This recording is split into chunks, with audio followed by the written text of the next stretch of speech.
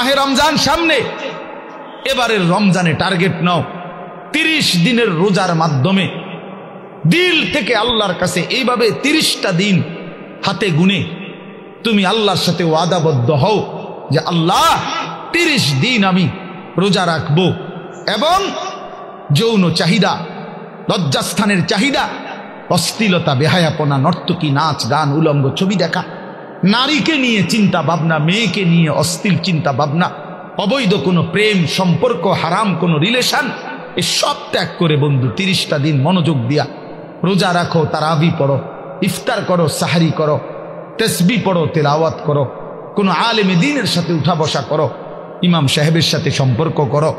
ইনশাআল্লাহ দেখবা আল্লাহ চাহে তো 30 দিনের মাথায় আল্লাহ বলেন লাআল্লাকুম তাত্তাকুন, আমি আল্লাহ ওয়াদা দিলাম মোমেন তোকে মুত্তাকি বানিয়ে দেব, মুত্তাকি বানিয়ে দেব। আর যদি মুত্তাকি হও তাইলে পুরস্কার কি? উইদ্দাত লিল মুত্তাকিন, আল্লাহ বলছেন জান্নাত বানানোই হয়েছে মুত্তাকিদের জন্য। 30 দিনে মুত্তাকি হবা, 30 দিনে জান্নাতি হবা। ইয়া আইয়ুহাল্লাযীনা আমানু, হে ঈমানওয়ালা, আল্লাহ বলেন জানো ঈমান তোমার পাসপোর্ট, আমি পাসপোর্ট নিলাম 30 দিন আগে, আর আল্লাহ ওয়াদা দিছেন রমজানের চাঁদ উঠলে আমি আল্লাহর কাছে ঈমানের পাসপোর্ট দিবা। ঈমানের পাসপোর্ট আমি জমা নিলাম, 30 দিন অপেক্ষা করবা, 30 দিন আমার হুকুম মাইনা চলবা, 30 দিন পরে ঈদের চাঁদ উঠবে, সেই দিনই তোমার পাসপোর্টের উপরে জান্নাতের ভিসা লাগবে, পাসপোর্ট এবং ভিসা লাগবে, আর ঈদের দিন ফ্লাইট হবে জান্নাতের ফ্লাইট, ইনশাআল্লাহ। ইনশাআল্লাহ হাদিসে আছে ঈদের দিন আল্লাহ তাআলা ফেরেশতাদেরকে জিজ্ঞাসা করে, ফেরেশতারা বলো তো ওই ব্যক্তির প্রতিদান কি হইতে পারে যে তার পরিশ্রম, তার হুকুম, তার মনিবের আদেশ পূর্ণ আদায় করছে, যেই কর্মচারী তার কর্ম ঠিক মতো 100 পালন করছে, তো এখন তার বিনিময় কি হইতে পারে? ফেরেশতাদেরকে আল্লাহ বলবে ঈদের দিন, ফেরেশতারা বলবে মাওলা তো এটার বিনিময়তে এটাই আইন ওয়াফা আজরাহু, তার বিনিময়ে তাকে পূর্ণ দিবেন, পারিশ্রমিক পূর্ণ দিবেন, কারণ সে তার কর্ম পুরা করছে, অতএব পারিশ্রমিকও তো কি দিতে হবে? পুরা দিবেন, এটাই তো যুক্তির কথা। তো আল্লাহ তাআলা তখন বলবেন ফেরেশতারা তোমরা সাক্ষী থাকো, আমার ইজ্জতের কসম, আমার জালালের কসম, আমি আল্লাহর বড়ত্বের কসম, আমার শ্রেষ্ঠত্বের কসম, আমার এই বান্দাগুলো 1 মাস রমজানে আমার হুকুম পূর্ণ আদায় করছে, আমার আদেশের হক আদায় করছে, রমজানের হক আদায় করছে। আজকে আমি আল্লাহ ঈদের দিনে ঘোষণা দিলাম তোমাদের সামনে, কাদ গাফারতু লাকুম, আমি আল্লাহ আমার এই বান্দাদেরকে মাফ করে দিলাম। ফেরেশতারা তখন ডাক দিয়ে বলবে, তখন ফেরেশতারা নামাজি ঈদগাহের ইমানদার মুসলমানদেরকে বলবে যে ইন্নাল্লাহা কাদ গাফারা লাকুম, তোমাদের আল্লাহ তোমাদেরকে মাফ করে দিয়েছে। আমরা ফেরেশতারা নিজে শুনছি। ফারজিউ রাশিদিনা ইলা রিহালিকুম, অতএব তোমরা খুশি খুশি চিত্তে, সন্তুষ্ট চিত্তে, সফলভাবে তোমরা তোমাদের ঘরে ফিরে যাও। এই জন্য বন্ধু এটাই আমার মূল বক্তব্য। আল্লাহ তাআলা মাহে রমজান আমাদের সামনে, আর মাত্র 30-32 দিন, খুব সম্ভব 32 দিন হবে, এরকম কতদিন? 32 দিন। আর মাত্র আমার শায়েখ আল্লামা মুফতি মুশতাকুন নবী সাহেব হুজুর এখন প্রত্যেক মাহফিলে এভাবে শিখায়, বলায় যে আর মাত্র 32 দিন মাহে রমজানের শুভ দিন। কয়দিন? আর মাত্র, বলেন না, মাহে রমজানের শুভ দিন, আর মাত্র 32 দিন রহমত মাগফিরাতের শুভ দিন, আর মাত্র 32 দিন নাজাতের শুভ দিন, আর মাত্র 32 দিন ইফতার সাহারির শুভ দিন, আর মাত্র 32 দিন 20 রাকাত তারাবির শুভ দিন, আর মাত্র 32 দিন মুত্তাকি হওয়ার শুভ দিন, আর মাত্র 32 দিন জান্নাতি হওয়ার শুভ দিন, আর মাত্র 32 দিন লাইলাতুল কদরের মর্যাদা পাওয়ার শুভ দিন। কাউন্টাউন করো, মানে গুনো, আর মাত্র 31 দিন, আর মাত্র 30 দিন, কাউন্টডাউন সংখ্যা গুণ, এটা উচিত উচিত। নবীনগরের মুরব্বী এখন আসছে, আল্লাহ এখন তো এই জন্য বললাম, আমরা অনুরোধ করছি প্রিয় বাপ, বয়স্ক বাবারা, আপনারা এবার আপনাদের যে আপনারা বলবেন যে হুজুর আমগুলো তো কিচ্ছুই করলেন না, কাল ফুলাইনই করলেন। আপনাদের জন্য কথা হলো এটা বাপ, আপনাদের জন্য প্রথম জিম্মাদারি। আমি প্রতিদিন এটা বলি, আপনাদের স্ত্রী সন্তান, আপনাদের ছেলে মেয়ের ঈমান আমল আখলাক, বন্ধু আমার, বাপ আমার, এদের এই ঈমান আমল আখলাক, এইটার সংশোধন, এটার ফিকির, এটা আপনাদের মূল জিম্মাদারি, এটাই আপনাদের মূল জিম্মাদারি। আপনারা দয়া করে ঘর যদি পুরা শেষ করতে নাও পারেন, কিচ্ছুই তো না, আপনারা যদি সোফা খাট পালং পরিবারের সবটা চাহিদা, মনে করেন 4 রুমে 4টা খাট দরকার, আপনি হয়তো হায়াতে থাকতে 2টা খাট ব্যবস্থা করতে পারছেন, তেমন অসুবিধা হবে না, বাকি দুটোটা হেতে বানাইতে পারবো। আপনি দেখেন বাবা, হেতে আরো সুন্দর বানাইতে পারে। যে মকবুল ভাই দায়িত্ব নিছে, উনি নিজে কইছে না।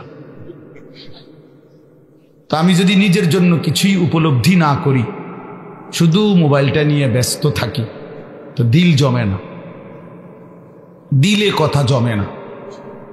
প্রিয় ভাই, পরিবর্তন দরকার। গতানুগতিক শুধু একটা আয়োজন করলাম, সবসময় করতে হয়, এজন্য করলাম। গত বছর 17তম, তো এবার 18তম, আগামী বছর 19তম। তো প্রতি বছর করতে হয় একটা মাহফিল, এই জন্য করা, এটা যেন না হয়, তাহলে লাভ হইল কি? এই জন্য দয়া করে আজকের মাহফিলে আল্লামা মুফতি আমজাদ হোসাইন সাহেব বয়ান করবেন। অনেক উঁচু মাপের একজন মুহাক্কিক আলেম, ব্যক্তিগতভাবে আমার ব্যক্তিগত মুফতি যিনি, মানে আমি ব্যক্তিগতভাবে যত মাসআলা আমার জীবনে দরকার হয়, আমার ব্যক্তিগত জীবনে সব কিছু যার কাছে জিজ্ঞাসা করি, যার সিদ্ধান্তে মেনে নেই, উনি এই মুফতি আমজাদ সাহেব। আমি ওনার ফতুয়ার উপরে খুব আস্থা রাখি, অনেক তাহকিকওয়ালা আলেম। আর এরপরে যিনি প্রধান আলোচক, তিনি তো তিনি। এজন্য আল্লামা মুফতি আরিফ বিন হাবিব, উনি যার দ্বিতীয় কফি খুঁজে পাওয়াটাই মুশকিল। তো ওনার প্রশংসা আর কি করা, আলহামদুলিল্লাহ। বাংলাদেশ না, হাজারো লাখো ওলামায়ে কেরামের হৃদয়ের মানুষ, পছন্দের মানুষ, আস্থাভাজন মানুষ, নীরবে অতিরিক্ত কোনো লাফালাফি ফালাফালি ছাড়া এক নীরব সাধক, যে আল্লাহর কথা বলে যাচ্ছে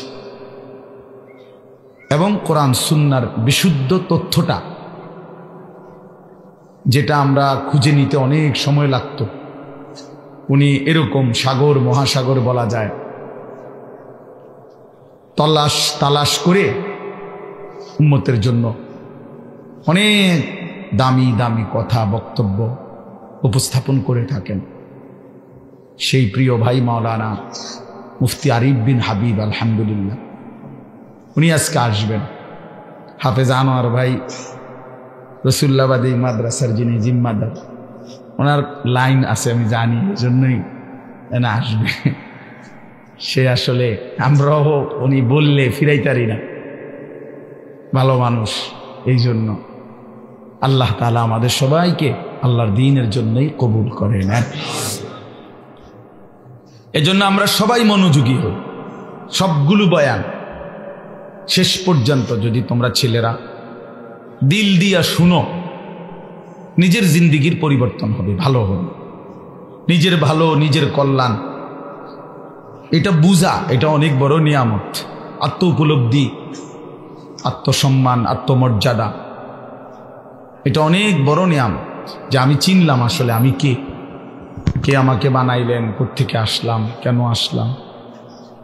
যিনি আমাকে বানাইলেন সেই মহান মালিক আমার, তিনি কি জন্য বানাইলেন, আমি যা করছি এটাই কি তিনি চাচ্ছেন কিনা, আর তিনি যা চাচ্ছেন আমি তা করছি কিনা। প্রতিনিয়ত যে মানুষগুলো কবরে যায়, মৃত্যুবরণ করে, কেউ নিজের ইচ্ছায় মরে না, মরতে চায়ও না, কিন্তু এক অদৃশ্য মালিক তাদেরকে নিয়ে যাচ্ছেন। কেন নিয়ে যাচ্ছেন, কোথায় নিয়ে যাচ্ছেন, শেষ পর্যন্ত এর পরিণতি কি, আমাদের গন্তব্য কোথায়, মঞ্জিল কোথায়, এই বিষয়গুলো নিয়ে ভাবা, ফিকির করা, এটা অনেক বড় নিয়ামত। আর শুধু দুনিয়া খাইলাম, ঘুমাইলাম, পেশাব পায়খানা করলাম, যৌন চাহিদা পূরণ করলাম, লজ্জাস্থানের চাহিদা পূরণ করলাম, যা মন চায় তাই করলাম, প্রিয় ভাই, এটা কাফির মুশরিকদের স্বভাব। কোরআনুল কারীমে স্পষ্ট আছে, আল্লাহ তাআলা বলেন কাফিরদের কথা হলো মা হিয়া ইল্লা হায়াতুনাদ দুনিয়া, জীবন বলতে আর কিছুই নয়, শুধুই দুনিয়া, এটাই জীবন। নামুতু ওয়া নাহইয়া, মরছি, বাঁচতেছি, কেউ মরে কেউ বাঁচে, এই জীবন। খাইয়া পয়রা দুনিয়া, ভোগ বিলাসিতার দুনিয়া, চাওয়া পাওয়া, প্রাপ্তি অপ্রাপ্তি, সবটাই দুনিয়া। আল্লাহ তাআলা কোরআনুল কারীমের মধ্যে বলেন এটা কাফিরদের কথা, ওয়াকালু মা হিয়া ইল্লা হায়াতুনাদ দুনিয়া। তাহলে বেঈমান নাফরমান কাফেরের কথা এটা, যে জীবন মানে শুধুই দুনিয়া। আর কোরআনুল কারীমে আল্লাহ বলছেন জীবন মানে কোনটা, এটা তো কাফেরে না বলে যে জীবন মানে কি দুনিয়া, আর আল্লাহ বলেন জীবন মানে কি, ওয়া ইন্নাদ দারাল আখিরাতা লাহিয়াল হায়াওয়ান। কোরআনুল কারীমে আল্লাহ স্পষ্ট বলছেন, বান্দা শোনো, নিশ্চয়ই আখিরাতই হচ্ছে জীবন, লাহিয়াল হায়াওয়ান, আখিরাতই হচ্ছে জীবন। ওমা হাদিহিল হায়াতুদ দুনিয়া ইল্লা লাহবুন ওয়া লাইব। আল্লাহ তাআলা বলেন, এটা একটু নামাইলে ভালো আছে, অপারেটর ভাই এটা একটু নামাই দেন, সামনে এটা একটু উঁচা মনে হচ্ছে, দেন, হ্যাঁ ছেড়ে দেন। আল্লাহ তাআলা বলেন দুনিয়ার জীবন বান্দা আর কিছুই নয়, ইল্লা লাহবুন ওয়া লাইব, শুধুই তামাশা, শুধুই খেলাধুলা। তাহলে আল্লাহ বলছে দুনিয়া খেলাধুলা, দুনিয়া তামাশা। তাহলে জীবন কোথায়, আখিরাত। জীবন কোথায় বলেন, আর বেঈমানের কথা হলো জীবন কি, খালাস। অতএব ইমানদার এবং বেঈমানের মধ্যে নিজেকে বুঝে নেওয়া উচিত, নিজের পরিচয় নিজেই তালাশ করে নেওয়া উচিত, আসলে আমি ইমানদারদের অন্তর্ভুক্ত না বেঈমানের অন্তর্ভুক্ত। আমার মানসিকতা দেখলে, চলাফেরা দেখলে বুঝাই যায় কে ইমানের পথে আছে আর কে কুফুরির রাস্তায় আছে, এটা আন্দাজ করা যায়, এটা বুঝাই যায়। যার যখন যা মন চায় তাই করা, আমার যা মন চায়, চুল, জামা, শার্ট, প্যান্ট, হাঁটা চলা, কথাবার্তা, রুচি, আচার আচরণ, খাবার দাবার, লেনদেন, আয় রোজগারে কোনো হালাল হারামের পার্থক্য নেই। নিজের মারেও দেখে, পরের বোনকেও দেখে, আপন বোনের দিকেও তাকায়, রাস্তার নারীর দিকেও তাকায়। তার মানে হালাল হারাম বলতে কিছু নেই। ন্যায্য বেচ্চা টাকাও নেয়, সুদের টাকাও নেয়, যা মন চায় তাই। অর্থাৎ হালাল হারাম, জায়েজ না জায়েজের, আল্লাহ রসুলের বিধিবিধানের কোনো পরোয়া যে করে না, মনের ইচ্ছা মতো যে চলে, এর উদাহরণ আল্লাহ কোরআনে দিছে। ফাআতবাআহু শাইতান, দুইটা আয়াতে, ওই দেখেন, দেন, মানে কিছু বেয়াদব থাকবেই। এই যে একজন, মানে কিছু ছেলে থাকবেই বেয়াদব, শেষ পর্যন্ত গাদ্দার, যে হুজুর আপনি নিষেধ করলে কিছু আমি শুনবো না, আমি কোনো সময় কারো কথা শুনি না, আজকে হঠাৎ আমনের কথা শুই না, আমি এই বেয়াদবি করবো কেন? এখন কেমন লাগলো তুমি যে লজ্জা পাইলা? বলো বাবা, আমি কি সুন্দর করে বলছিলাম কিনা বলে? প্রথম আমি অনেকেই নামায় ফেলছে, নামাইছে না, তা তুমি শুনলা না কেন? এখন তো সবাই দেখলো তোমার। এই জন্য এইটা একটা মানসিকতা যে আমার মনে যা চাই তাই। এবার এখানে কারো বিধিনিষেধ মানব, আমি এমন মানুষ না। তো আল্লাহ তাআলা বলেন সূরা আরাফের মধ্যে আছে ফাআতবাহু শাইতান, শয়তান যার পিছে লাগছে। ওয়ালাকিন্নাহু আখলাদা ইলাল আরদ, পরের আয়াতে আছে যে এই দুনিয়াটাকেই স্থায়ী মনে করে নিছে। ওয়াত্তাবা হাওয়াহু, আহারে আল্লাহ, ওয়াত্তাবা হাওয়াহু, এবং যে মনের ইচ্ছা মতো মনের চাহিদা অনুসরণ করে, তার মনে যা চায় তাই। তিনটা জিনিস, শয়তান যার পিছে লাগছে, দুনিয়াটাকেই যে স্থায়ী মনে করে নিছে, মনের ইচ্ছা মতো যে চলছে। প্রিয় বাপ, সবাইকে বলি, আমাকেও বলি, আপনাদেরকেও বলি, আল্লাহর কসম কোরআনে বলছি, এখানে সব আলেম হাফেজ আছে, আর হাফেজ গেনে বসাই, হাফেজ গড়ার কারিগর। তো আল্লাহ তাআলা বলেন এই আখলাক যাদের, ফামাসালুহু কামাসালিল কালব, কোরআন শরীফের আয়াত। আল্লাহ বলেন এই লোকের উদাহরণ হলো কুত্তার মতো, কুত্তার মতো, কুত্তার মতো, কুত্তার মতো, কুত্তার মতো। এটা কুত্তার মতো। কালব অর্থ কি? ফামাসালুহু কামাসালিল কালব। আল্লাহ তাআলা বলছেন নিজের পরিচয় মিলায় নাও দোস্ত, নিজের জিন্দেগি মিলায় নাও। সারাদিনে এক ওয়াক্ত নামাজ পড়তে মন চায় নাই, আর নিজের মনে যা চাইছে তাই করলা, খালাস। নিজের পরিচয় হিসাব করে নিলে ভালো। আল্লাহ তাআলা পরিচয় দিছে ফামাসালুহু কামাসালিল কালব, তার উদাহরণ কুত্তার মতো। ইন তাহমিল আলাইহি ইয়ালহাস আও তাতরুকহু ইয়ালহাস। আল্লাহ বলেন কুত্তার স্বভাব, দৌড়ানি দিলেও জিব্বা লম্বা করে হাঁফায়, ছাইরা দিলেও জিব্বা লম্বা করে হাঁফায়। কুত্তা দাঁড়াইয়া থাকলেও জিব্বা লম্বা করে, শ্বাস নেয় এরকম করে, আর দৌড়ানি দিলেও জিব্বা লম্বা করে শ্বাস। অর্থ হইল পাইলেও জিব্বা লম্বা করে, না পাইলেও জিব্বা লম্বা করে, জিব্বা লম্বা।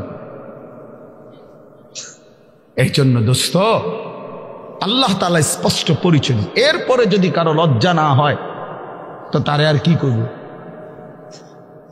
এরপরে যদি কারো বিবেক না থাকে যে আরে যা বেটা, আমার কুত্তা কক, শুয়োর কক, আমার বেড়ি আমি সামু, আমি মোবাইলে সামু চাই, আবার কি তাক মানুষ কক না গরু নালে ছাগল, আমি নারী দেখবই, আমি ছবি দেখবই, আমি অশ্লীল দৃশ্য দেখবই, আমি সেজদা দেব না।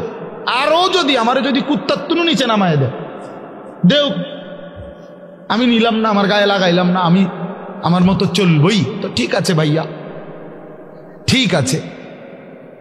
লাস্তা আলাইহিম বিমুসাইতির।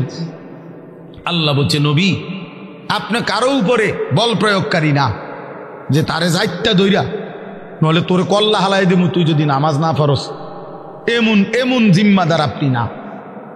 কথা বুঝেন নাই? সর্বোচ্চ বলা, সর্বোচ্চ পৌঁছিয়ে দেওয়া।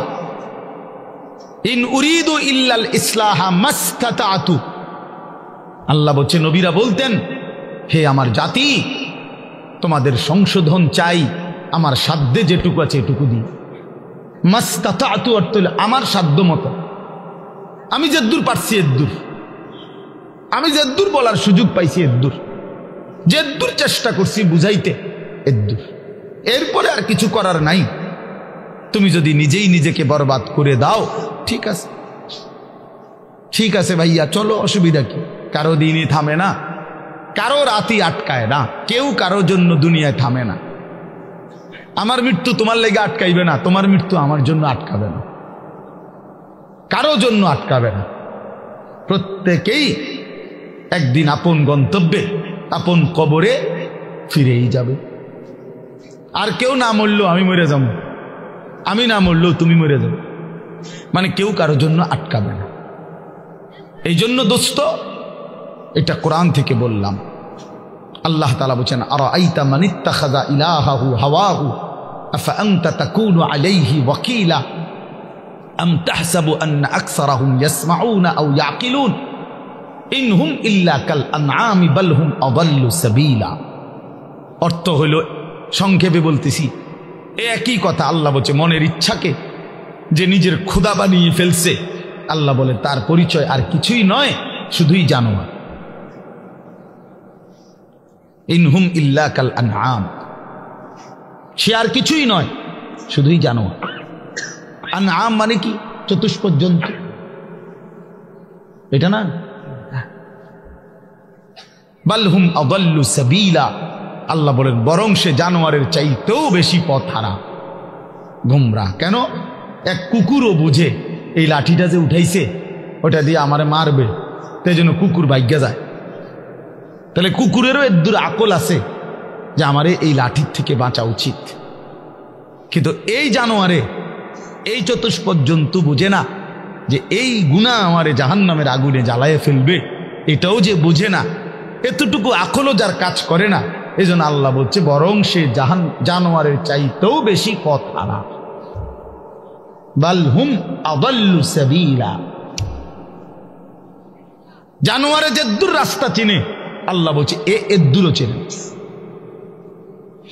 এতটুকু চেনে, তার চাইতে বেশি পথ হারা, তার চাইতে বেশি পথ হারা। হাইওয়ান জানোয়ার তো এটা বুঝে যে আমার উপরে শরীয়তের কোনো বিধানে নাই, তো আমার আর হালাল হারাম কি? তা কথা বোঝেন না? গরু ছাগলের কোনো হালাল হারাম কিছু আছে? পাক নাফাক কিছু আছে? জায়েজ না জায়েজ কোনো কিছু আছে? আখেরাত পরকাল বিচার আচার মিজান ফলসেরাত এটা কিছু আছে? কিচ্ছু না, কিচ্ছু না। তাইলে কুকুর খারাইয়া মুতলেই কি, বইয়া মুতলেই কি? কিন্তু মানুষ নামের এই কুকুর খারাইয়া মতে কেন? মানুষ নামের এই কুকুর খারাইয়া মতে কেন? অর্থ অসুবিধা নাই, প্রকৃত কুকুর তো খারাইয়া মুতলে, ঠ্যাঙালগি দিলে তার জন্য তো এটা গুনাহ না, কারণ তার তো গুনার কোনো সিস্টেমে নাই। কিন্তু মানুষ নামের এই কুকুর যে খারাইয়া মতে, তার তো গুনাহ হয়। তাহলে বোঝা গেল সে তো ওই চতুষ্পদ জন্তুর থেকেও বেশি পথ হারা। প্রিয় বন্ধু, নিজের উপরে দয়া করো, নিজের উপরে রহম করো। প্রিয় সাথী, নওজোয়ান, নিজের ভালো বুঝো। এই জন্য বললাম, আত্মপরিচয়, আত্ম উপলব্ধি অনেক বড় নিয়ামত। নিজেকে বুঝা, নিজেকে চেনা, আত্মসম্মান। মানুষের আত্মসম্মান বড় সম্পদ। অনেক মানুষ আছে পৃথিবীতে আত্মমর্যাদার কারণে প্রয়োজনে না খাইয়া মরে যায়, কিন্তু মাথা নোয়ায় না কারো কাছে। প্রয়োজনে সে মরে যাবে, কিন্তু হাত পাতবে না কারো কাছে। সাহারায় ওরা ধুকে মরে, তবু পড়ে না শেকল পদ্ধতির। এটা আমরা কবি নজরুলের কবিতায় পড়ছিলাম যে কেন আল্লাহ তাআলা নবী সাল্লাল্লাহু আলাইহি সাল্লামের জন্য মক্কার কুরাইশদেরকে অধিকাংশ সাহাবী হিসাবে নির্বাচন করলেন কেন? পৃথিবীতে একমাত্র জাতি ছিল মক্কার কুরাইশরা, যারা প্রয়োজনে সাহারা মরুভূমিতে মরে যাবে দুকে দুকে, কিন্তু কারো গোলামি, কারো সামনে ঘাড় নোয়ানো, কারো পরাধীনতা স্বীকার করা, এইটা তাদের স্বভাবে ছিল না। এই জন্য আরব উপদ্বীপে এই মক্কার জনগোষ্ঠীর উপরে তৎকালীন যুগে দুইটা সুপার পাওয়ার ছিল। একটা ছিল রোম সাম্রাজ্য, একটা ছিল পারস্য সাম্রাজ্য। ওই দুই সাম্রাজ্যের কেহই কোনোদিন একদিনের জন্য আরব এই উপদ্বীপে মক্কাবাসীর উপরে ক্ষমতা, প্রভুত্ব তাদের আয়ত্তায় আনতে পারে না। এটা ঐতিহাসিক কথা। মানে তাগরে ঘাড় নোয়াই পারে নাই, তাগর লাগে কি? হেরা অদম্য ছিল, কারোর সামনে মাথা নয়। আমরা স্বাধীন, শুধু বকরির দুধ খাইতো, শুধু যাযাবরের জিন্দিগি, কিন্তু মানে সর্বদিকে কম, কিন্তু এর পরেও আত্মসম্মান সাংঘাতিক। এই জন্য আল্লাহ তাআলা বলছেন যে কেন নির্বাচন করলাম, এক অদম্য জাতি আমি বন্ধুর পাশে দিলাম। এমন সাহাবী বেশি দিন আর লাগছে না, 16 থেকে 20 বছরের ব্যবধানে পরবর্তী গোটা পৃথিবীতে কালেমার পতাকা উড়ায় দিচ্ছে। সারা পৃথিবী, আফ্রিকা পর্যন্ত সারা পৃথিবীতে পতাকা উড়ায় দিচ্ছে। জেন দিয়ে গেছে এনদের সাফ। কারণ ওই যে চেতনাটা সাংঘাতিক ছিল, আত্মসম্মান সাংঘাতিক, আত্মমর্যাদা। আটলান্টিক মহাসাগরের পারে দাঁড়িয়ে নবীর সাহাবী উকবা ইবনে নাফে বলছে যে, হে এলাকাবাসী, তোমরা বলো এই সাগরের ওই পারে আর মানুষ আছেন? তখন জনবাসী, এলাকাবাসী বলছে, ওই সাগর তো অথই সাগর, আমাদের পূর্বপুরুষ থেকে কারো জানা মতে এই সাগরের ওই পারে মাটিও নাই, মানুষ তো পরের খবর, এ তো অথই সাগর, এর কোনো কুল কিনারা নাই।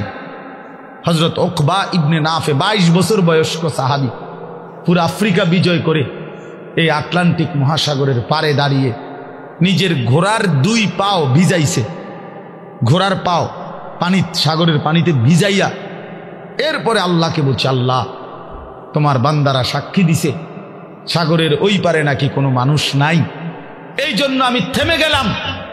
যদি খোদার কসম মাওলা একজন লোক বলতো ওই পারে একজন মানুষ আছে, আমি আল্লাহর কসম রব এই ঘোড়া নামায় দিতাম, ওই লোকটার কাছেও কালেমার দাওয়াত পৌঁছাইতাম। একজনের জন্য আমি সাগর পাড়ি দিতে রাজি আছি, কিন্তু কেউ তো বলে না আর কোনো লোক নাই, এজন্য থেমে গেলাম। এই ছিল জিন্দিগি বন্ধু। এজন্য বললাম, প্রিয় ভাই আমার,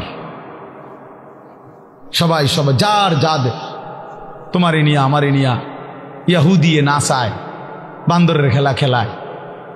আহা, 1 বছরের মধ্যে তোমার চুল কতবার বদলাইল, 1 বছরের ভিতরে তোমার প্যান্ট কতবার বদলাইল, 1 বছরের ভিতরে তোমার জামা গেঞ্জি কতবার বদলাইল, 1 বছরের ভিতরে তোমার কথা বলার চলাফেরার ডিজাইন কতবার বদলাইল। তাইলে তোমারই নিয়া বেঈমানে বান্দর খেলা খেলা, বেঈমানে ডুগডুগি বাজায়, আর তুমি নাচো। ছি ছি ছি ছি ছি। কথা তো ছিল এই, আমাদের বাংলাদেশের একজন বক্তা আছেন, বড় দিল দরদি বক্তা, হযরত মাওলানা মুফতি নজরুল ইসলাম কাসিমি দামাত বারাকাতুহুমুল আলিয়া। উনি বলছেন যে আমি জীবনের এই 35-40 বছরে ইউরোপের শত শত দেশে প্রতিনিয়ত ভ্রমণ করছি। যে ইউরোপ আমেরিকার এক স্টেটে নাস্তা খাইছি, আরেক স্টেটে দুপুরের খাবার খাইছি, এইভাবে অনবরত সফর করছি, কিন্তু কোনোদিন জীবনের এই লম্বা সময়ে গোটা ইউরোপে আমার এই পাঞ্জাবি টুপি লেবাস একদিনের জন্য বদলাই নাই। আর এই গোটা ইউরোপের কোনো এয়ারপোর্টে কোনোদিন আমার 1 ঘন্টার জন্য 10 মিনিটের জন্য আটকায় না। আমার পাসপোর্ট, আমার লেবাস বরাবর, আমার পাসপোর্টে লেখা আমার ধর্ম ইসলাম, আমার পোশাকও বলে আমি মুসলমান, খালাস, আমার আটকায় নাই। এই জন্য দোস্ত আমার, বন্ধু আমার, আত্মমর্যাদা, আত্মসম্মান অনেক বড় সম্পদ। আজকে তোমরা ছেলেরা, বাবারা অনেক সুন্দর, তোমরা নওজোয়ান, এই 10 মিনিটের ভিতরে 5 মিনিটের ভিতরে ছুইটা আইসা মাশাআল্লাহ কোরআনের মহব্বতে, আল্লাহর দ্বীনের ভালোবাসায় ছুটে আসছো। শুনতেই তোমরা মাঠ ভরে এখন দৌড়াইয়া আইসা বসছো, এটা ভালো দিক, এটা প্রশংসনীয় দিক, এটা বুঝাই গেল। তোমরা যেই মনে করো আমি আসছি তো আসছো, কিন্তু বাকি এটা তো জানো যে আমরা তো আল্লাহর কথাই বলি, অন্য তো কোনো কারণ নাই, এখানে কোনো ত্রাণও নাই, রিলিফও নাই, এখানে অন্য কোনো টাকা পয়সা বিলি নাই, বন্টন নাই, শুধুই আল্লাহর কোরআনের কথা বলা হবে, এটাই মাকসাদ। তো এইটাই শুনতে আসছো, মহব্বত করেই ছুটে আসছো, ভালোবাসা নিয়েই বসছো। আমি তোমাদেরকে জন্য অনুরোধ করি, প্রিয় ভাই, আরেকটু আল্লাহর জন্য আগাও, দ্বীনের জন্য আরেকটু আগাও, ইসলামের জন্য আরেকটু আগাও। তোমার কলিজায় যেহেতু বুঝেই আসছে ইসলাম সত্য, কোরআন সত্য, আল্লাহ সত্য, রাসূল সত্য, আমি মুসলমান, এটা যেহেতু গৌরব তোমার, এটাই যেহেতু ইজ্জত। প্রিয় বন্ধু, তুমি যদি আল্লাহর কথা মানার ক্ষেত্রে, দ্বীন মানার ক্ষেত্রে, নামাজ পড়ার ক্ষেত্রে, আল্লাহকে রাজি খুশি করার ক্ষেত্রে আরেকটু যদি হিম্মত করে আগে বাড়তে পারো, খোদার কসম ইনশাআল্লাহ আগামীর ইসলামের পতাকা তোমাদের হাতেই উড়বে ইনশাআল্লাহ। ইসলাম উড়বে, ইসলামের পতাকা উড়বে। কাফের বেঈমান সব জায়গায় হেরে যাচ্ছে, জালেম সব জায়গায় হেরে যাচ্ছে। 7ই অক্টোবর 2023, 7ই অক্টোবর 2024, কত হলো? 1 বছর। নভেম্বর, ডিসেম্বর, জানুয়ারি, আরো 3 মাস, কত হলো? 15 মাস। প্রায় 15 মাসে এই ইসরায়েলের ইহুদি কুত্তারা গাজা, একটি এলাকায়, ফিলিস্তিনের একটি অঞ্চলে গাজা, এখানে 47,000, তাদের হিসাবে, সরকারি হিসাবে 47,000 ইমানদার মুসলমানকে শহীদ করছে এই গত 15 মাসের অব্যাহত আক্রমণে। 47,000, বাস্তবে আরো অনেক বেশি। আমরা ধরলাম তাদের রিপোর্ট যেটা, এটাই 47,000 ইমানদারের রক্তে ঝরিয়েছে। তাদের জাতিসংঘের রিপোর্ট হলো যে গাজার সমস্ত বাড়ি ভবন যেভাবে ধ্বংস করছে, বিধ্বস্ত করছে, ধারাবাহিক যদি কাজ করে, এগুলো আবার গড়তে চেষ্টা করে, তাহলে আগামী 30 বছরেও 20 বছরেও এগুলো কইরা শেষ করতে পারবে না। এইভাবে মাটির সাথে মিশায়া দিছে সমস্ত ভারী বসত ভিটা। লাখ লাখ মুসলমানের সন্তান রাস্তার পথের ফকির হয়ে গেছে। এতিম বাচ্চার মা নাই, বাবা নাই, স্ত্রীর স্বামী নাই, স্বামীর সন্তান নাই, পুরুষের। এইভাবে বিধ্বস্ত করছে 15 মাসের মধ্যে। বন্ধু, পৃথিবীর সমস্ত সুপার পাওয়ার, গোটা ইউরোপ এই ইসরায়েলের কুত্তাদেরকে অস্ত্র দিছে এবং সমর্থন দিছে। আমেরিকার কুত্তারা বারবার সবচেয়ে বেশি ডোনেশন করছে এই ইসরায়েলকে। এই ট্রাম্প, এই নতুন বেঈমান, এই বেঈমানও বলছে গাজাকে সমান করে দিবে ইসরায়েলের পক্ষ হইয়া। কিন্তু আল্লাহ পাক যেহেতু আছেন, 15 মাস পরেও এত রক্ত ঝরিয়ে, এত অত্যাধুনিক পৃথিবীর সমস্ত মারণাস্ত্র ব্যবহার করে, এভাবে বাড়ি ধসে দিয়ে ইমানদারকে ঘর থেকে বঞ্চিত করার পরেও বেঈমানরা আল্লাহ গেছে নাকে খত দিয়া, যুদ্ধ বিরতি দিয়া ইসরায়েলের কুত্তারা যুদ্ধ থামাইতে বাধ্য হয়েছে। এই মুহূর্তে বন্ধ যুদ্ধ, আলহামদুলিল্লাহ। এজন্য কুত্তা জিতে নাই, ইমানদার জিতে গেছে। মুমিন হারে না, ইমানদার হারে না। রক্ত ঝরলেও ইমানদার হারে না। ছেলেরা মনে রাখো বাবা, সারা পৃথিবী তোমাদের কাছে আমি অনুরোধ করলাম, সারা পৃথিবী দেখো, সিরিয়ার জালেম 54 বছর একটানা এই সিরিয়ায় বাপ পুতে জুলুম করছে।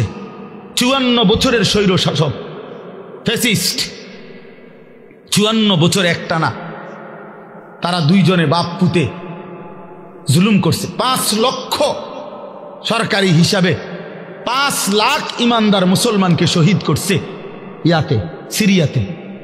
কমপক্ষে 30 লক্ষের চাইতে বেশি মুসলমান উদ্বাস্তু, যারা ঘর হারা হয়ে গেছে।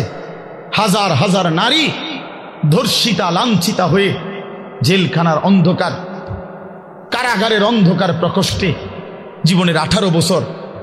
একটা বাচ্চা তো সে জন্মের পর থেকে মায়ের কোলে বড় হইয়া কারাগারেই বড় হইছে। এরকম শত শত মেয়ে যাদের বয়স হয়ে গেছে 18, 16 জেলখানাতে। এই সিরিয়ার এই কুত্তা বাশার আল আসাদ, এই জালেমের আমলে। কিন্তু এরপরেও এত রক্ত, 5 লক্ষের চাইতে বেশি মুসলমানের রক্ত ঝরিয়েও জালেম টিকে নাই।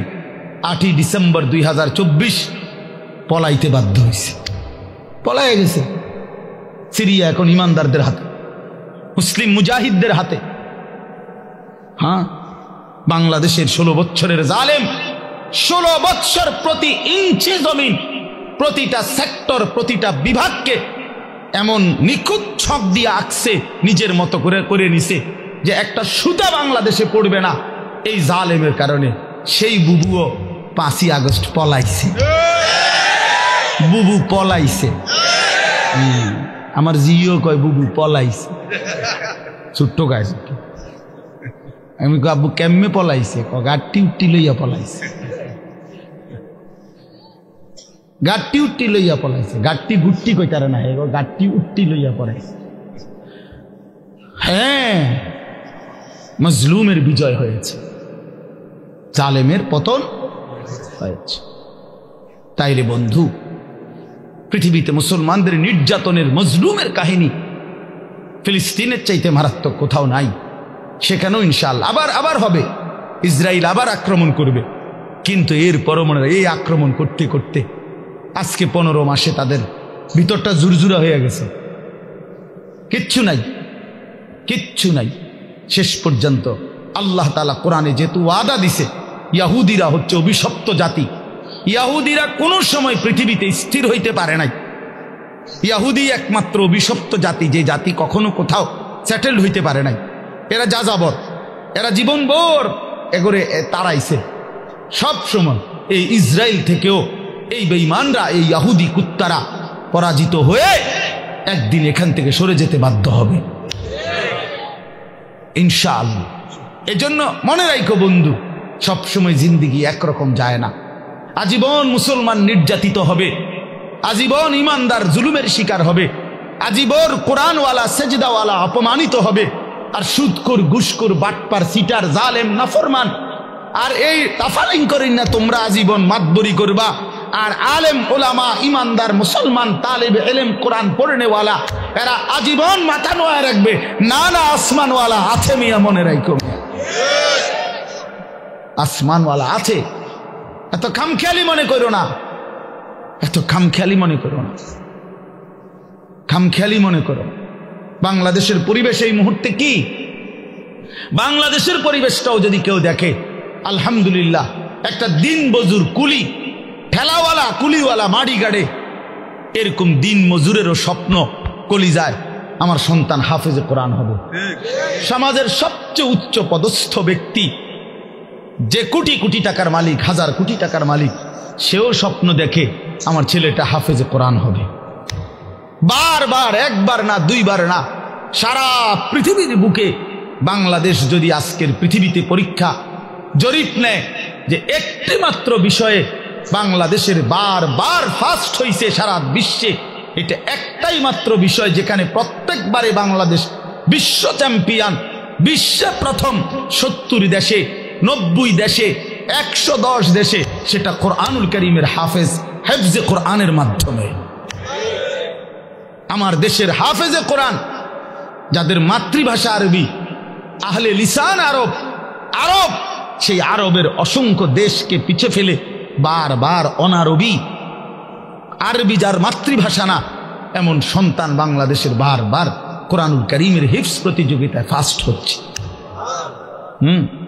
সেদিন আল্লামা খালেদ সাইফুল্লাহ আইয়ুবী সাহেব বলতেছিলেন, আমার দেশের তাকরিম, যেই ছেলে বারবার সারা বিশ্বে স্বর্ণ পদক পাইছে, হাফেজ সালেহ আহমদ তাকরিম, উনি বলছেন যে আমার স্বপ্ন যদি কোনোদিন কাবা শরীফের মধ্যে আল্লাহর ঘরে কোনোদিন অনারবি কোনো ইমাম রাখে, তো হতে পারে একদিন তাকরিম আগামী দিনে কাবার ইমাম হবে। আর এটা আল্লাহর জন্য অসম্ভব, আল্লাহর জন্য অসম্ভব, এটা সম্ভব।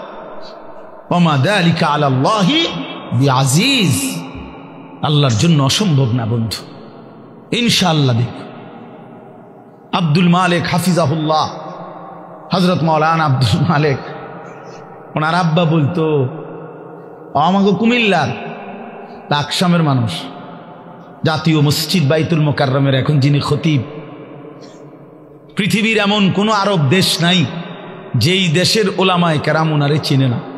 বাংলাদেশে তিনি যদি পরিচিত হয় 10%, আরব বিশ্বে তিনি পরিচিত 90%। পৃথিবীর আরব দেশের বহু ইউনিভার্সিটিতে এই হযরত আমার দেশের বাইতুল মোকাররমের খতিব যিনি বর্তমান, ওনার কিতাব, আরবি লিখিত বই, কিতাব পৃথিবীর আরব দেশের ইউনিভার্সিটির সিলেবাস ভুক্ত, আল্লাহর কসম। আল মাদখাল উসুলে হাদিসের এক কিতাব সারা পৃথিবী পড়ে, এত সুন্দর, এত জামে, মানে উসুলে হাদিসের কিতাব আর পৃথিবীতে নাই। মানে হাদিসের বিষয়ের যত নিয়ম কানুন, হাদিস শাস্ত্রের, এটার উপরে ওনার লিখিত কিতাব, অনেক কিতাব, অনেক কিতাব। আমি বলতেছিলাম, ওনার আব্বা হযরত মাওলানা শামসুল হক রাহমাতুল্লাহি আলাইহি, ওনার বাবা আজীবন যেই মাদ্রাসায় মুহতামিম ছিলেন, আমি ওই মাদ্রাসায় মাহফিল করছি, বয়ান করছি, তো ওইখানে গিয়ে শুনছি ওই বাবা একটা ঘরও দেখছি ওনার, পুরান একটা টিনের ঘর। তো ওনার আব্বা বলতেন সবসময়, আব্দুল মালিক তোরে লইয়া আমার বেশি চিন্তা, তারে দিয়া কি হইব,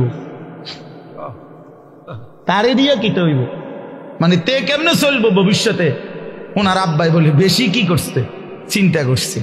আব্দুল মালিক এখন জাতীয় মসজিদের খতিব।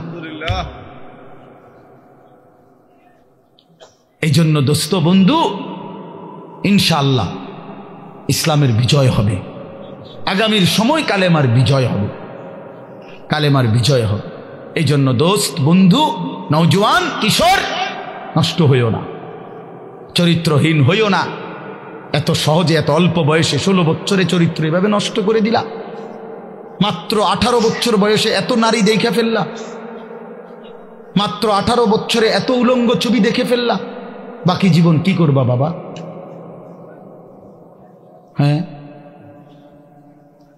মাত্র 18 বছর বয়সে এত জিনা ব্যভিচার দেখে লাইলা, ছি ছি ছি। বাকি সময় কি করবা বাপ? বাকি সময় কেমনে চলবা আব্বা বলো? এত অল্প বয়সে এত নোংরা হয়ে গেলা, এত কম বয়সে এত চরিত্রহীন হয়ে গেলা। সারাদিন নারী ছবি কি দেখো মোবাইলে তোমরা, আমরা বুঝি না বাবা। কতবার চুলের ডিজাইন বদলাইলা বাপ, কারে দেখাইতা? কয়জন বেডি তোমার বাইতে আইছে? তুমি যে এতবার ডিজাইন বদলাইলা, কেডা আইছে তোমার সেহুনি? হ্যাঁ, সিনেমার কোন নর্তকী তোমারে ফোন দিছে তাই শুনি? তুমি যে বেডিরে দেখা আখলাক নষ্ট করতেছ, চরিত্র নষ্ট করতেছ, শরীরের যৌবনটা শেষ করতেছ, নিজের হাতকে লজ্জাস্থানের গুনাহ করে নষ্ট করে দিতেছ। প্রিয় বন্ধু, এর চাইতে বেশি তো আর বলতে পারি না। কিন্তু বিনিময়ে কোন নর্তকী তোমার বাড়িতে আসছে? হ্যাঁ, সিনেমার কোন নর্তকী, হিন্দি সিনেমার কোন নর্তকীরে তুমি চিনছ বলো ভাইয়া? কেন আখলাক নষ্ট করে দিলা? কেন চরিত্র নষ্ট করে দিলা? কয়জনে নামাজ পড়ছো আজকে মাগরিবের নামাজ বলো ভাইয়া? আমরা তো আলহামদুলিল্লাহ আল্লাহর দয়ায়, আমার একদিনের ব্যস্ততা দেখলেও তো আপনি মাথা ঘুরাইব, কিন্তু এই ব্যস্ততার ভিতরে দিয়েও তো মাগরিবের নামাজ হতো। আমার এখানে এসে মাহফিল ধরতে হবে। আমি আনোয়ার ভাইয়ের সাথে কথা বলছি আসরের সময় যে ভাই আমার একটু দেরি হইব, মেহমান আসছে, মাদ্রাসায় জরুরি কাজ ছিল আমার, কিন্তু আলহামদুলিল্লাহ ব্যস্ততা ঠিক আছে, কিন্তু জামাত মাগরিবের নামাজ তো জামাতে পড়ছি। ওই দৌলতপুরের একটা গ্যাস ফিল্ড আছে, এইটার মসজিদ। কেমনে নামাজ ছেড়ে দিলা ভাইয়া? চেহারা সুরত দেখলেই তো বোঝা যায় কতদিন হয় নামাজ পড়ো। ওফ, আল্লাহকে ডাকো না, তে আল্লাহকে এমনি ভুলে গেলা, রাসূলকে এভাবে ভুলে গেলা, ধর্মকে এভাবে অপমান করলা, মাকে এত বড় বেইজ্জতি করলা। 2 বছর যে মা দুধ পান করাইছে, তোমারে তিল তিল করে বড় করছে, এই উদ্দেশ্যে যে তুমি 16 বছর বয়সে শুধু নারী দেখবা, ছবি দেখবা, মোবাইলে উলঙ্গ দৃশ্য দেখবা, তুমি মালিকের একটা সেজদা দিবা না, 1 ওয়াক্ত নামাজ পড়বা না, তোমার মা বুঝি তোমার এই জন্য দুধ খাওয়াইছিল না? তোমার বাবার তিল তিল করা টাকা, বেচারা কেউ 16 বছর বিদেশ, কেউ 18 বছর বিদেশ, রক্তটা পানি করে পয়সা রোজগার করে, কি পরিমাণ ঘাম শরীরটা দিয়া ঝরে আরব দেশে মরুভূমিতে। আহা, 12 ঘন্টা 14 ঘন্টা 16 ঘন্টা ডিউটি করে প্রবাসী, কি পরিমাণ ঘাম ঝরে এক এক প্রবাসী। প্রতিটা টাকার মধ্যে, প্রতিটা দিনার দিরহামের মধ্যে, প্রতিটা রিয়ালের মধ্যে ঘামে ভিজা, ঘামে ভিজা। এত ঘাম, এত কষ্ট করে যে মানুষটা স্ত্রীর আদর পায় না, ছেলে মেয়েদের আদর পায় না, 18 বছর 16 বছর 14 বছর, যার একটা ছোট বাচ্চা আছে, মনে করো মেয়ে আছে, ছেলে আছে ছোট, সে দেশে, বাবা বিদেশে, কি পরিমাণ বাচ্চাটা বাপকে দেখতে মন চায়। আমি তো ওই আমার সাথীদেরকে জিজ্ঞাসা করেন, আমার গাড়িতে রাতের যদি 3টা বাজেও আমি যাই, 2:30 3টায়, আমার ছোট মেয়ে 3 বছর বয়স, কোনো সময় কোনো দিনও ঘুমায় না। আমি যতক্ষণ না যাই ওই ঘুমায় না। একটা দৌড় দিয়া দরজা সেই খোলে, কলিং বেল টিপ দিলেই সে বোঝে আব্বু আসছে, তার মার সাথে সে আইসা গেটের সামনে দরজা খোলে, তো ও যখন হাসে আমার কাছে মনে হয় গোটা পৃথিবী হাসে। তো এমন আদর, যেই বেচারা বছরের পর বছর কোরবানি করে দিছে সন্তানদের জন্য, একটু মুখে হাসি ফুটাবে স্ত্রীর জন্য, তো সেই বাবার সন্তান হয়ে তুমি এইভাবে জীবন শেষ করে দিলা। এটা ইনসাফ হলো ভাইয়া? বলো বাবা, বলো। প্রিয় বন্ধু আমার, বাপ আমার, সন্তান আমার, ছেলে আমার, কিশোর নওজোয়ান, আমি এক ফেরিওয়ালার মতো চিৎকার করে বললাম যে নিজেকে নষ্ট করে দিও না ভাই। আখলাক বড় সম্পদ, চরিত্র বড় সম্পদ। নারীর আসক্তি, জিনা ব্যভিচারের দৃশ্য, উলঙ্গ দৃশ্য, নারীর লোভ, বিশ্বাস করো তোমার দুনিয়াও শেষ করে দিবে, আখিরাতও শেষ করে দিবে। আল্লাহর নবী বলছে ফাত্তাকুদ দুনিয়া ওয়াত্তাকুন নিসা। আল্লাহর নবী বলছে উম্মত, দুনিয়ার ধোঁকা থেকে বেঁচে থাকো, নারীর ধোঁকা থেকে বেঁচে থাকো। বেপর্দা নারী, হারাম নারী, যে নারীকে দেখার তোমার অনুমতি নাই, ওর হাসি মূলত হাসি না, আগুন। ওর রূপ যৌবন মূলত যৌবন না, ওইটা জাহান্নামের কয়লা, আগুনের কয়লা, ওই তোমারে বরবাদ করে দিবে। আল্লাহ নবী সাল্লাল্লাহু আলাইহি সাল্লাম বলছে যুবক, যদি কষ্টই হয়, যদি কষ্ট হয় যৌবন ধরে রাখতে, তাহলে ফাআলাইহি বিসসাওম, রোজাই রাখো, রোজা রাখো, রোজা রাখো। ফাইন্নাহু লাহু বিজাউন, কেননা রোজার মধ্যে যৌন শক্তি প্রতিরোধের প্রতিষেধক আছে, অ্যান্টিবায়োটিক। রোজা রাখো। আল্লাহ নবী সাল্লাল্লাহু আলাইহি ওয়াসাল্লাম ইয়া মাশারাশ শাবাব, ডাইরেক্ট ডাক দিছি, ইয়া মাশারাশ শাবাব, হে যুব সমাজ। কি মজাদার শব্দ, নবীজি নিজে বলছে, যুবককে আলাদা বলছে, হে যুব সমাজ। মান ইসতাতাআ মিনকুমুল বাআতা ফালিয়াতাযাওয়াজ, যার বিবাহের সামর্থ্য হয়েছে, এক নম্বর হলো আর্থিক সামর্থ্য, দুই নম্বর শারীরিক সামর্থ্য, তো তুমি বিবাহ করো। ফাইন্নাহু আগাদ্দু লিল বাসার, বিবাহ তোমার চোখ নিচের দিকে হেফাজত করবে। ওয়া আহসানু লিল ফারজ, লজ্জাস্থানকে পবিত্র রাখবে গুনাহ থেকে। ওমান লাম ইয়াস্তাতি, আর যদি কেউ এই মুহূর্তেই পারতেছ না, পরিবেশ পারিপার্শ্বিকতা সব মিলাইয়া বিবাহের সময় এখনো হয় নাই, কিন্তু নিজের যৌন চাহিদা আছে, নিজের ভিতরের কামনা বাসনা আছে, এটা তো বন্ধ করে দেওয়া যাবে না। এমন কোনো ট্যাবলেট দিয়ে বেলে যে তার যেন আর কোনো শারীরিক কোনো যৌন চাহিদাই যেন না থাকে, এমন ইঞ্জেকশন দিয়ে দেন না, তাহলে তো মুশকিল, এটা বিপদ। এটা তো আল্লাহ প্রদত্ত, আল্লাহ প্রদত্ত। অতএব আল্লাহ নবী বলছেন ফাআলাইহি বিসসাওম। তাক ওদিকে তাকায়ও না ভাই, এত মানুষ সবাই গুছান সম্ভব না, কিছু পাগল ছাগল ফালতু এগুলো থাকবে, এটা এত তান টোহাইয়া লাভ হইত না। যে দূর শুনছে দূর, আমি এত সংখ্যার চিন্তাও করি না। মানুষ হয়েছে 10 কোটি, হ্যাঁ, আল্লাহ কইল আমি নিলাম না, কথা বুঝছেন না? মানুষ হয়েছে একের 50 লাখ, আর কি সব আমার আলগি দিয়ে মনে করেন 4 রাস্তার মাথা নিয়ে হোতায় দিয়ে আইছে। আল্লাহ বলছে আমি আনিস, তোমারে নিলাম না, খালি তো লাভ হইল কি? এই জন্য এটা কোনো বিষয় না। তো আল্লাহ নবী বলেন ফাআলাইহি বিসসাওম, তাহলে তুমি রোজা রাখো। ফাইন্নাহু লাহু বিজাউন, এবং এটার মধ্যেই তোমার জন্য প্রতিষেধক রয়েছে। সবর করো, রোজা তোমাকে সবর করতে শিখাবে, রোজা তোমার চরিত্রকে পবিত্র রাখতে শুরু করে শেখাবে। এটা রাসূলুল্লাহ সাল্লাল্লাহু আলাইহি ওয়াসাল্লামের নববী প্রেসক্রিপশন, এটা নবীজির প্রেসক্রিপশন, নবীজির ঔষধ।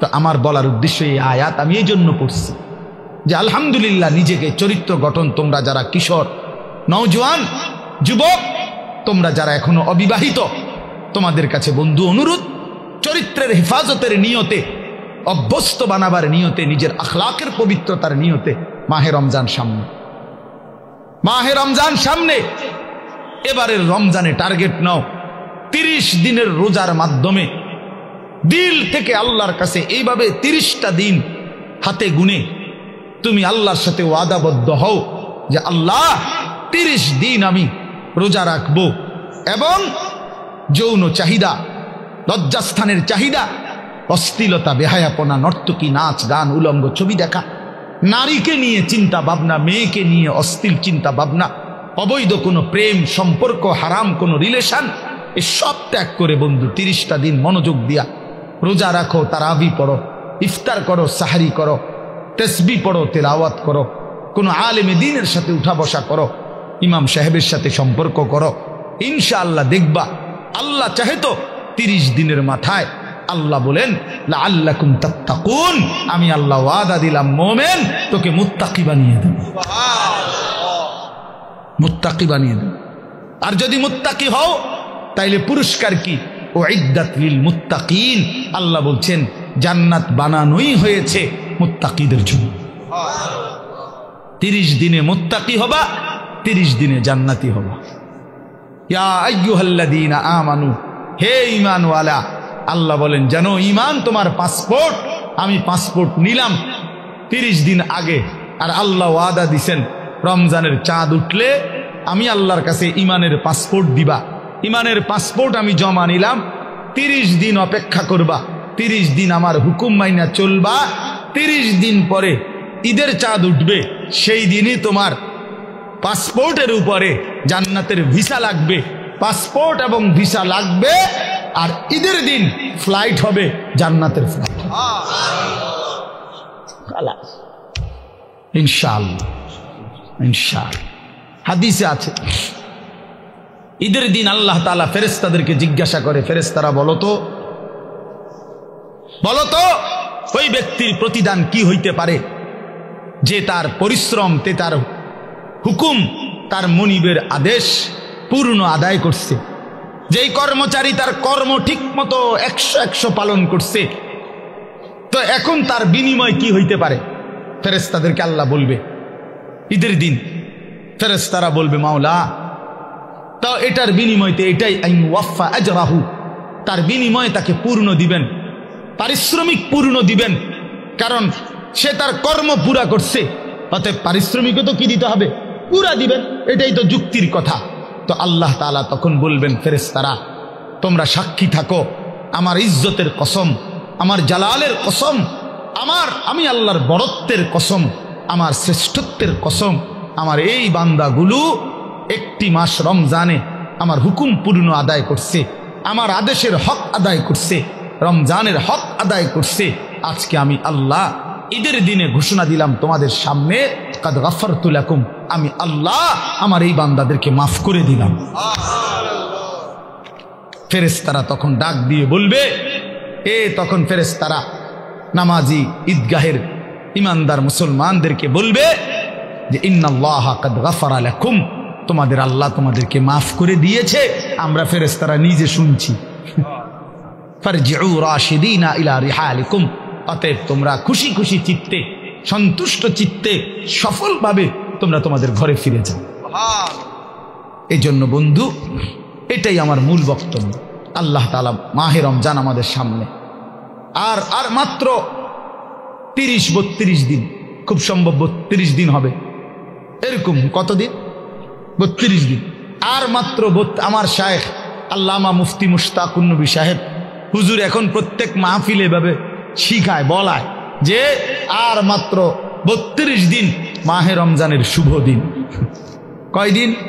আর মাত্র, বলেন না, মাহে রমজানের শুভ দিন, আর মাত্র 32 দিন রহমত মাগফিরাতের শুভ দিন, আর মাত্র 32 দিন নাজাতের শুভ দিন, আর মাত্র 32 দিন ইফতার সাহারির শুভ দিন, আর মাত্র 32 দিন 20 রাকাত তারাবির শুভ দিন, আর মাত্র 32 দিন মুত্তাকি হওয়ার শুভ দিন, আর মাত্র 32 দিন জান্নাতি হওয়ার শুভ দিন, আর মাত্র 32 দিন লাইলাতুল কদরের মর্যাদা পাওয়ার শুভ দিন।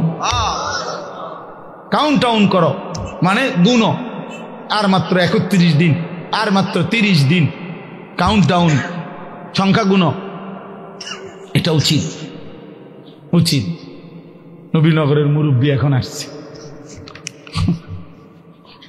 আল্লাহু আকবার।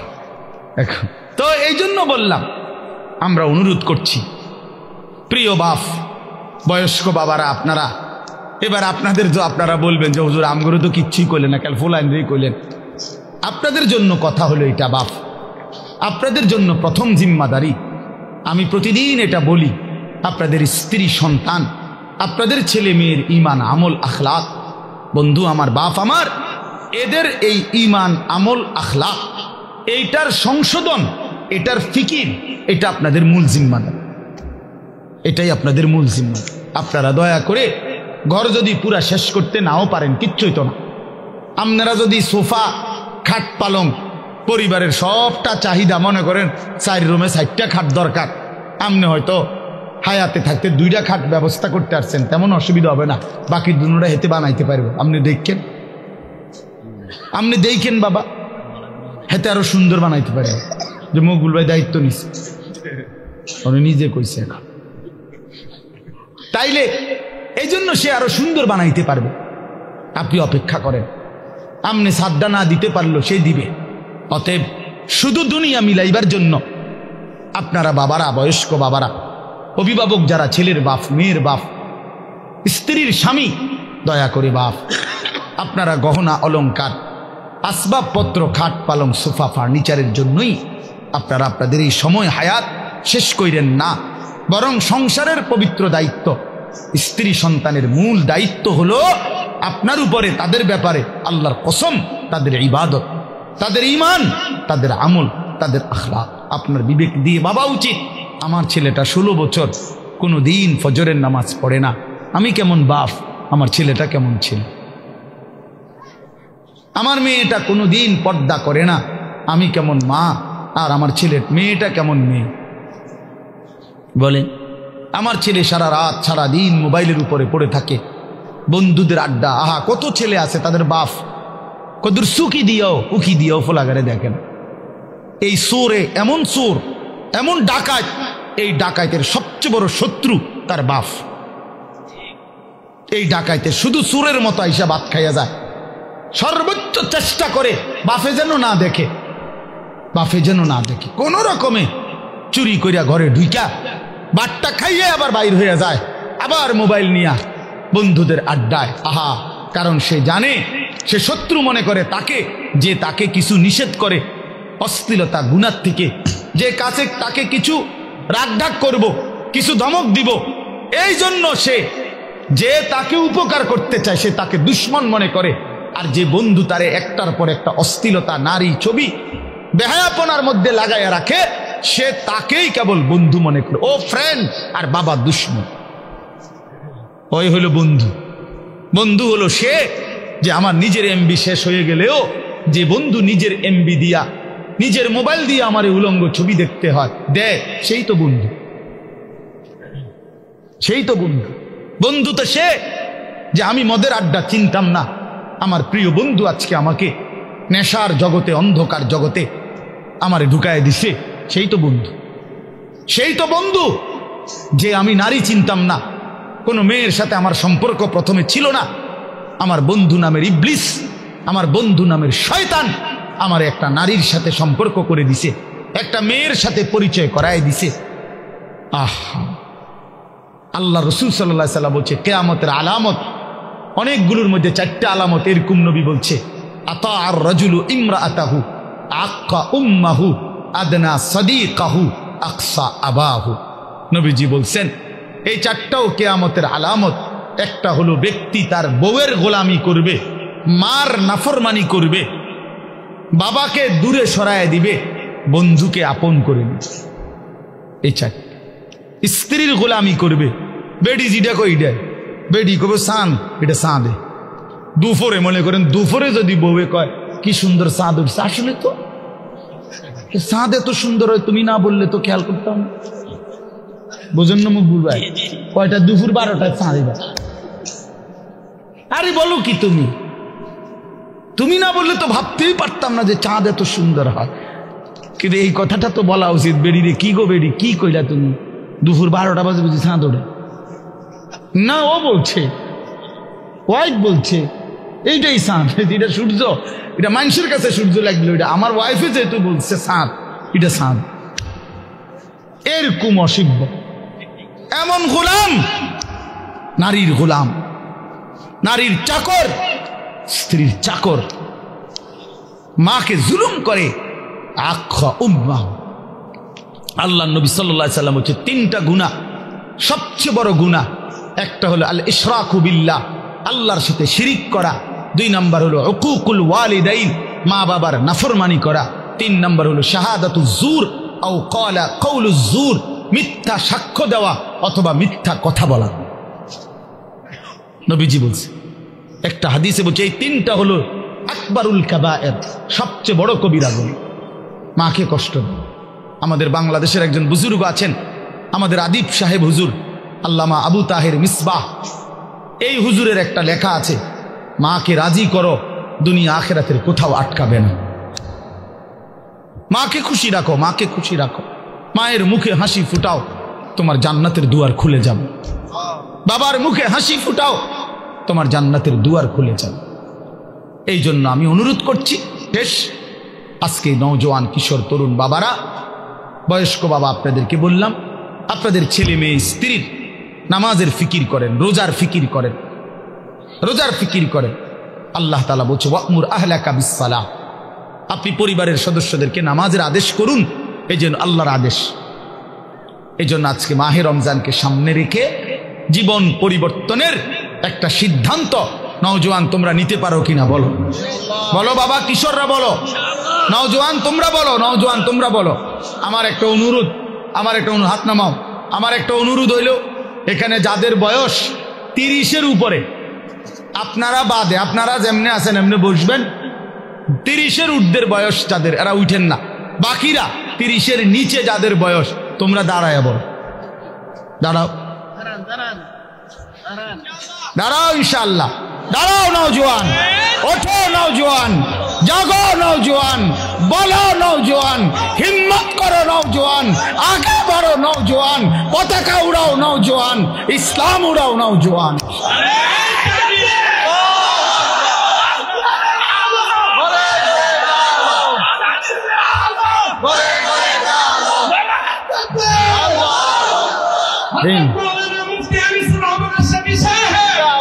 মাশাআল্লাহ, ঠিক আছে, ইনশাআল্লাহ নামাজ পড়ো বাপ, আল্লাহকে রাজি করো, দ্বীনকে মানো, ইনশাআল্লাহ তোমার হাতে ইসলামের পতাকা উঠবে, ইনশাআল্লাহ কালেমার পতাকা উঠবে। ছিটকে পড়ো না, আমি বললাম পতাকা কেউ না কেউ তুলবেই, ইসলাম বিজয় হবেই হবে, কিন্তু তুমি কামে লাগলা কিনা এটা দেখার বিষয়। আবারও বলছি, প্রয়োজনের মুহূর্তে যদি দল থেকে ছিটকে পড়ো, ইমানের পতাকা যদি তুমি ধরতে না পারো, মাহাদির পতাকা যদি তুমি ছুঁইতে না পারো, দাজ্জালের বিরুদ্ধে যদি সিনা টান করে দাঁড়াইতে না পারো, একদিন তোমার মৃত্যু হবে বেঈমানের মৃত্যু, কুকুর বিড়ালের মৃত্যু, জন্তু জানোয়ারের মৃত্যু হবে, মনে রাখো। নারী তোমারে একদিন জাহান্নামে নেবে, অশ্লীল ছবি তোমারে জাহান্নামে ফেলে দিবে, দুনিয়াতেও ঘৃণিত হবে, লাঞ্ছিত হবে, লাঞ্ছিত হবে। এই জন্য দয়া করে চরিত্রহীন হইও না, আখলাক নষ্ট করো না। মাহে রমজান আমাদের কিশোর তরুণ নওজোয়ান এদের পরিবর্তনের জন্য হাতিয়ার হোক, আমি এই দোয়া করি, এই কবুল করি। আল্লাহ তাআলা আমাদের সব নেক তামান্না কবুল করেন। আজকের এই মাহফিল আল্লাহ তাআলা ভরপুর বরকত দান করেন। এশার নামাজের পরে আবার যথারীতি ওলামায়ে কেরাম বয়ান করবে, প্রিয় ভাই সবাই আবার বয়ান শুনবে, এবং আল্লামা মুফতি আমজাদ হুসাইন সাহেব, আল্লামা মুফতি আরিফ বিন হাবিব সাহেব, আমাদের এই 2 জন বুজুর্গ আলেমদের বয়ান শুনে দোয়া মুনাজাত করে যাওয়ার চেষ্টা করবে। আর একটা বিনীত অনুরোধ, হাত জোর করা অনুরোধ, আমি অনেক দূরে যাইতে হবে, আমার ওই সিএনজি থেকে আবার গাড়ি, আমারে দয়া করে যদি সাফাসাফি না করো মুসাফর, আমার খুশি হল। এটা আমি অনুরোধ করলাম, ভাইয়া আমারে জায়গা করে দিও, আমারে কেউ ধাক্কাইও না, অনুরোধ, মুসাফা করার দরকার নেই। আমি এমনি দোয়া করি, আল্লাহ তোমাদের সবাইরে ভালো করো। প্রিয় ভাই, আমারে কষ্ট দিও না, অনুরোধ।